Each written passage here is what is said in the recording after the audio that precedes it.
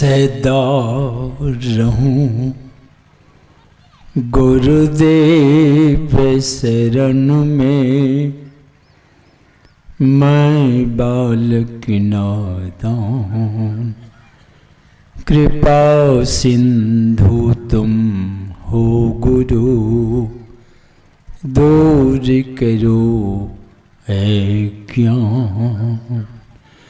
कृपा सिंधु तुम हो गुरु, दूर करो है ज्ञान। सद्गुण संपन्न समस्त महात्मागण को सत सत नमन है। नमन है सद्गुणों के प्यारे सज्जनों को, माताओं और बहनों को भी हार्दिक नमन है।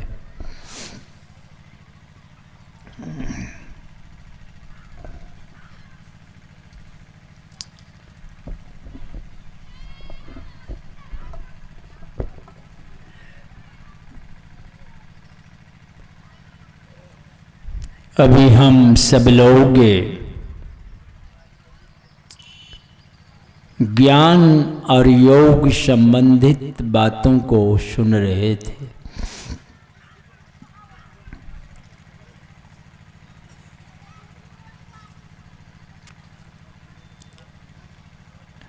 योग से क्या लाभ होने वाला है, योग में हम सफलता को प्राप्त कर सके इसके लिए क्या करना पड़ेगा।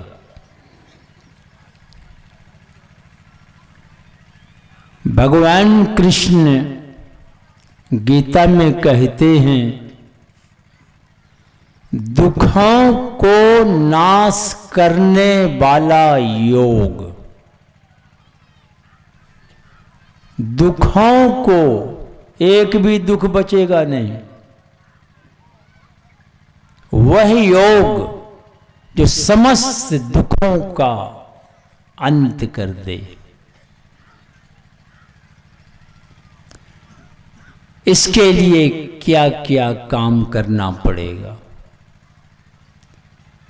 तो भगवान कहते हैं, युक्ताहार विहारस्य युक्त चेष्टस्य कर्मसु युक्त सपनाओ बोधस्य योगो,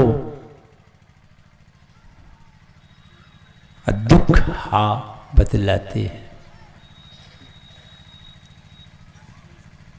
दुखों को नाश करने वाला योग, इसके लिए युक्ताहार विहारस, यथा योग्य आहार विहार करने वाले का। फिर दूसरी बात कहते हैं, यथा योग्य कर्मों में चेष्टा करने वाले का।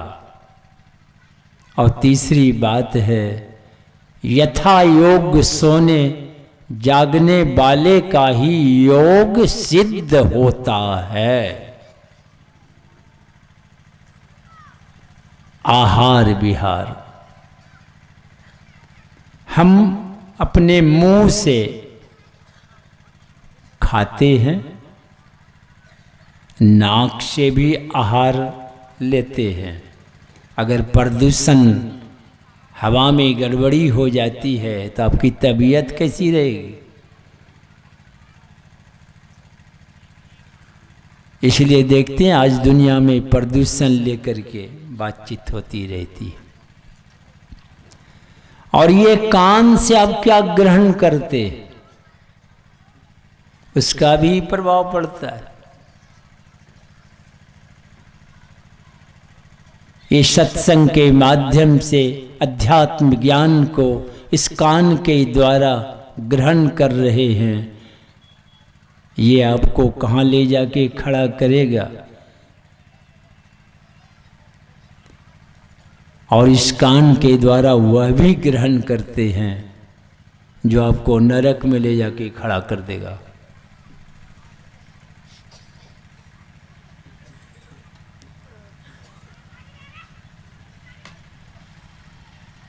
तो हमारे गुरु महाराज भी इशारा करते हैं, खान पान को प्रथम संहारो।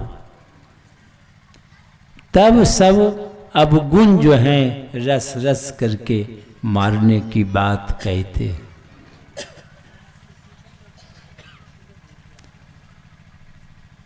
अन्न से तन और मन बनता है। आप चिलचिलाती धूप की गर्मी से आए हैं, प्यास लग गई है जोरों से, तो एक गिलास पानी में नींबू, चीनी, बर्फ डाल के पिलाते हैं तो आप तृप्त हो जाते। कैसा मन होता है। अगर वही गिलास में एक गिलास बरंडी पिला दी, शराब पिला दी, तब आपका मन कैसा होगा। एक गोला हलवा खिला दे तब मन आपका कैसा होता है। एक गोला भांग खिला दे तब देखिएगा लगेगा 7 ताड़ ऊपर ले गया, अरे छोड़ दिया वहां से। तुरंत प्रभाव पड़ता है उसका। शराब पीकर सड़क पर चलते हैं तो किस तरह पेंडुलम के समान चलते हैं। तो आहार का प्रभाव पड़ता है। इसलिए कहते हैं, भगवान तो सलाह दे रहे हैं आहार, अभी फैसला कौन करेगा कि यही हमारा आहार है।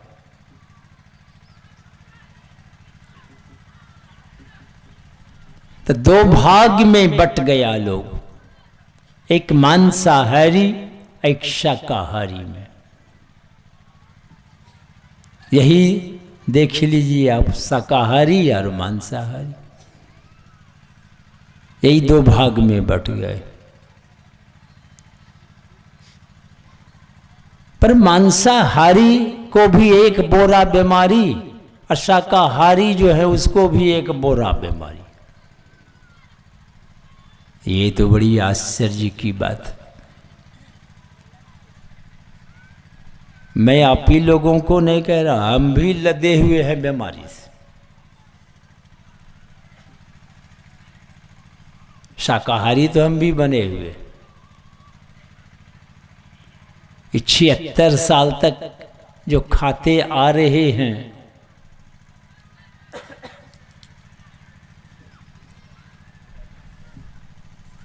पर भगवान कृष्ण ने इशारा किए 17 अध्याय में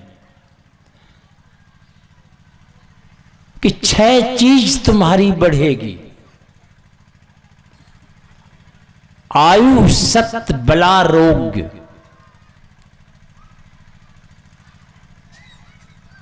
सुख, प्रीति, विवर्धना।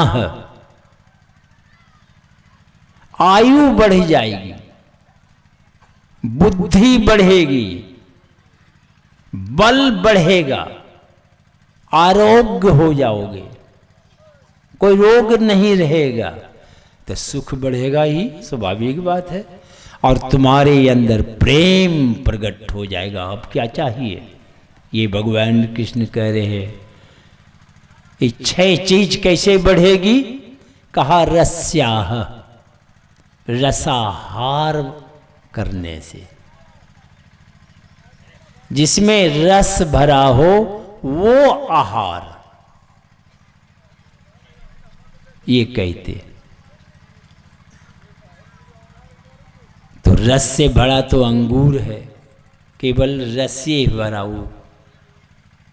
संतरा है, मौसमी है, अनानास है, इस सब में रस निकलते हैं। और 1 नंबर में तारबूज भी है, रस ही है वो। लगता तो है नहीं, फल है, ठोस है, मगर मुंह में दीजिए पानी के अलावा कुछ बचेगा नहीं।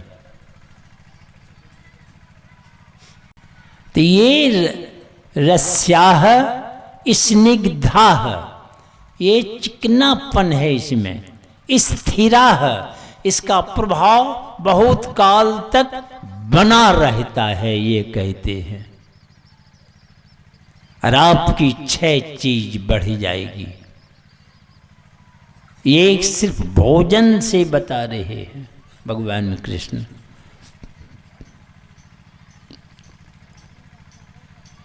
तो निरोग हो जाएंगे, स्वस्थ हो जाएंगे, आपका मन भी स्वस्थ होंगे। ठीक मन किधर चलेगा, गड़बड़ मन किधर चलेगा?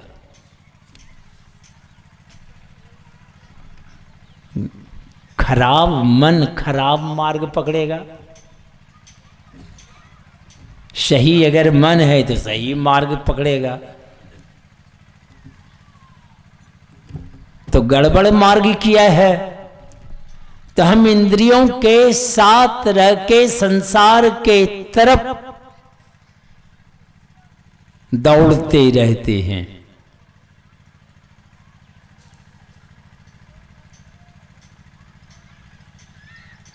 तो ये इंद्रियों के साथ, मन के साथ, तो मेधा मन इंद्रिन गहे माया, इनमें रही तो माया में आप लिपटते चले जाएंगे। लिपट जाएंगे एकदम।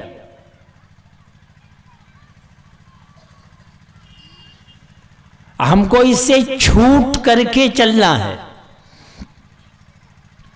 इनके साथ रहेगा, इनमें रही माया लिपटा, माया में लिपटते चले जाएंगे। और क्या होगा? तन मन इंद्रिन संग अजाना होती खोहारी, तुम्हारी अनमोल पूंजी लुटी चली जा रही है।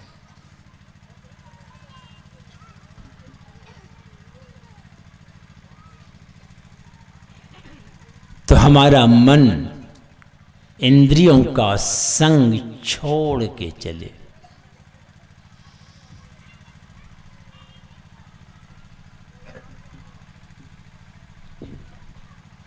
तो ये मन सही मार्ग के तरफ मुड़ जाए, यानी बहिर्मुख छोड़ के अंतर्मुख हो जाए। तो ये मन चलता है दृष्टि, ये हमारी दोनों दृष्टि है, दाईं और बाईं। यही दृष्टि पर सवार होके मन चलता है। जहां जहां दृष्टि आपकी जाएगी वहीं यह मन जाएगा। जितना ही क्षेत्र में आपकी दृष्टि फैली हुई है, उतना ही क्षेत्र में आपका मन इधर उधर उछल फांद करेगा। 1 सेंटीमीटर दृष्टि की धार को छोड़ के आगे नहीं जा सकता। तो योग ये दोनों दृष्टि को एक दृष्टि करी समसरी जाने, जोगी कहिए सोई। गुरु नानक देव महाराज कहते हैं ये दोनों दृष्टि की धार को एक करो। तो दोनों दृष्टि की धार जब एक हो जाएगी तो ये मन कहाँ रहेगा? ये कहाँ रहेगा मन? तो दोनों दृष्टि की धार जहाँ एक होती है वहाँ चमचमाता हुआ प्रकाशमय एक बिंदु प्रकट होगा। उसी बिंदु में ये रहेगा। स्थान तो है मगर वहां उछलने कूदने की जगह नहीं है, बहुत संकीर्ण जगह है। स्थान तो है, परिमाणे नहीं है उसमें। ऐसे को बिंदु कहते हैं। और वो बिंदु में मन है। हमारे वेदांत के ऋषि कहते हैं चित्ते एकाग्रे यादतो ज्ञान मुक्तम समुपजायते तत्साधन मथो ध्यानम यथा वदुपदिश्यते। क्या कह रहे हमारे वेदांत के ऋषि?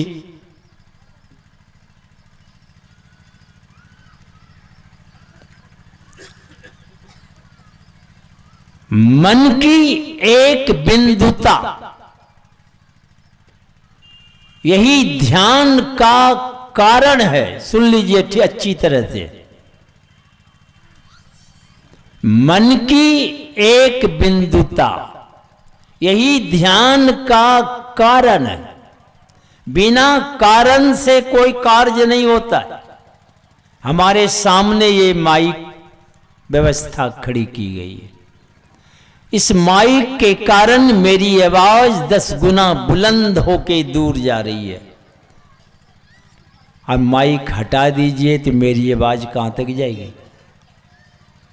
सामने 2-4 लोग हैं, यही सुनेंगे, बाकी किसी को पता नहीं चलेगा क्या बोल रहा है।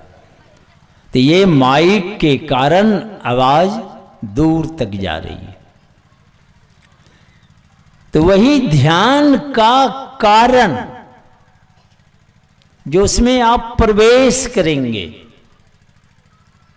एक वो कारण है जो ध्यान में आपको घुसने नहीं देता।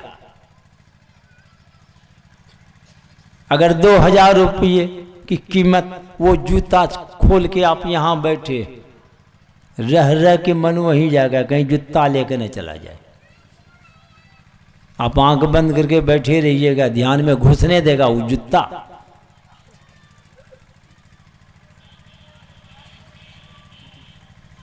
घुसने नहीं देगा। आप आंख बंद कर बैठे हैं, परिवार के लोग हल्ला मत करो, ध्यान में बैठा है और खेत पटा रहा है, कुटमैती चले गए। जो आपके सामने उपस्थित है वो कारण आपको ध्यान में घुसने नहीं देगा।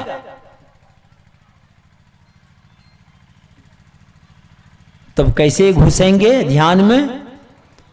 जब दृष्टि सिमट जाएगी, एक बिंदु प्रकट होगा, मन उसी में रहेगा। तो मन की एक बिंदुता ध्यान का कारण है। अब आप घुसेंगे ध्यान में तो क्या मिलेगा? ध्यान में घुसने से आप तो नौकरी में घुस रहे हैं, बनियोटी में घुस गए हैं, चोरी डकैती में घुस गए हैं। ये तमाम में क्यों घुस रहे हैं? कि हम सुखी हो जाएंगे। आज तक कोई सुखी नहीं हो पाए इस तरह से। इतिहास के पन्ना पर एक भी ऐसा प्रमाण नहीं है कि संसार के पदार्थों को बहुत बटोरा, भूमंडल को पॉकेट में कर लिया और ये कहकर गए हों कि मुझे शांति मिल गई। एक भी उदाहरण नहीं है। संसार की तरफ दौड़ने वाले, बटोरने वाले को एक भी शांति नहीं मिली है। जो अंदर गए, आज तक ऐसा कोई कहने वाला नहीं हुआ कि अंदर गए और शांति नहीं मिली। जो गए उनको शांति मिली। आप जाएं अंदर तो जाइएगा कैसे? मन की एक बिंदुता, पहले वो व्यवस्था खड़ी कीजिए आप। और जब उसमें प्रवेश करेंगे तो आप ध्यान में प्रवेश कर जाएंगे। और हमारे वेदांत के ऋषि फैसला सुनाते हैं, ज्ञान मुक्तम समुपजायते। ज्ञान और मुक्ति बच जाएगी। मुक्ति यानी समस्त दुखों से सदा की छुट्टी हो जाएगी। अब क्या चाहिए? यही दुख से छुट्टी पाने के लिए सारे लोग लगे हुए हैं। कोई खेती के माध्यम से, कोई बनियोटी के माध्यम से, कोई चोरी डकैती के माध्यम से, तमाम लगे हुए हैं लोग। मरीज ढंग से आज तक कोई सुखी नहीं हो पाए। ये जीने की व्यवस्था है,